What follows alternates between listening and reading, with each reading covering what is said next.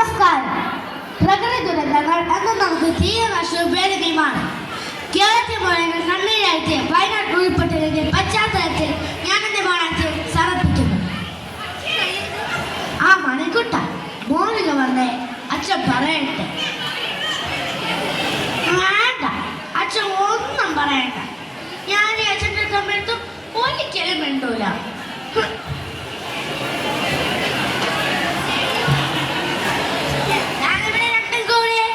എന്നെ പിണങ്ങിയോ? എന്തിനാ മക്കളെ ചങ്ങലപ്പെട്ടിരിക്കുന്നത്?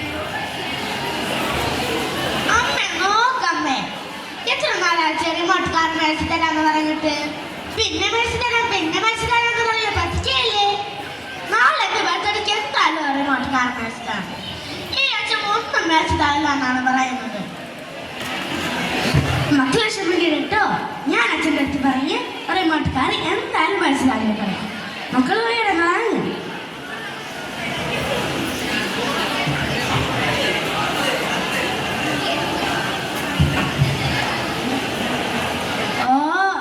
എന്നും മഴ തന്നെ. മലയുടെ അപ്പുറത്തേക്ക് മണ്ണടിച്ചതാണെന്നാ പറയുന്നത്. ആ പുഴയിലെ വെള്ളം കൂടി. അതൊന്നും കാര്യമാക്കണ്ട, അതിക്കൂടെ സ്ഥിരം ഉള്ളതല്ലേ.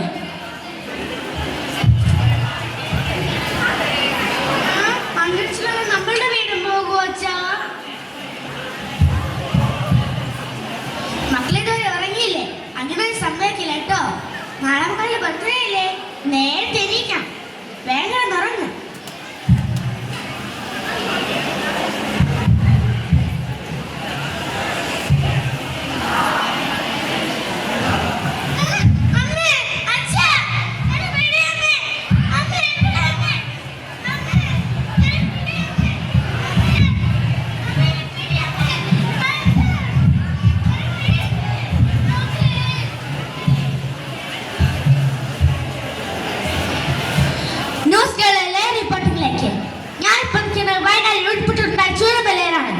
ചുരമലയിൽ 50 പേരാണ് ഇതുവരെ മനുഷ്യർ റിപ്പോർട്ട് ചെയ്യപ്പെട്ടുള്ളത്.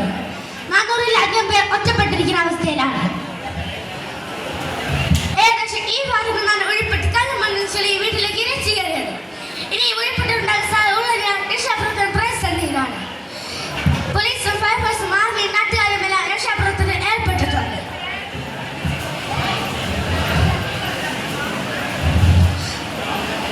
ഉൾപ്പെട്ട് തറങ്ങൊഴിപ്പോയി സ്കൂളിന്റെ പ്രധാന അധ്യാപകൻ ഒന്ന് മനസ്സിലാർന്ന് എഴുതിപ്പുണ്ട്. നമുക്ക് അദ്ദേഹത്തോട് കൂടുതൽ കാര്യങ്ങൾ ചോദിച്ചറിയാം.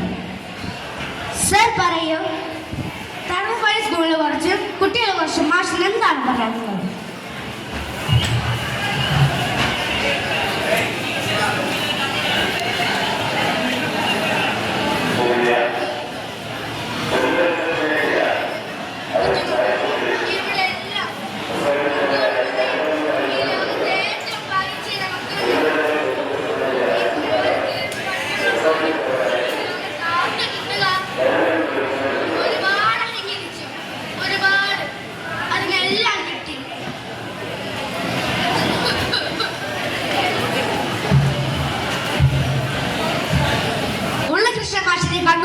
അത് കേരളത്തിന്റെ മുഴുവനുമാണ്.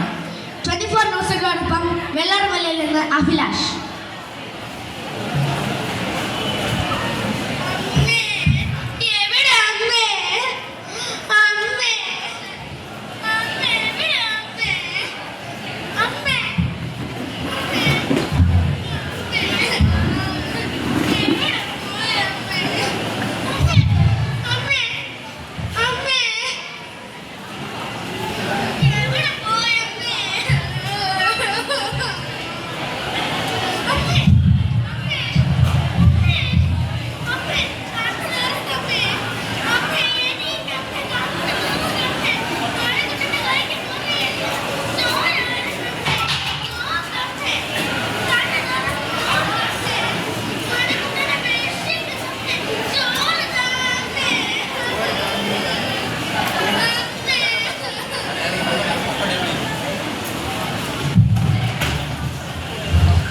പ്രകൃതി നമ്മുടെ അമ്മയാണ്. അതിനെ സംരക്ഷിക്കാനും നമ്മുടെ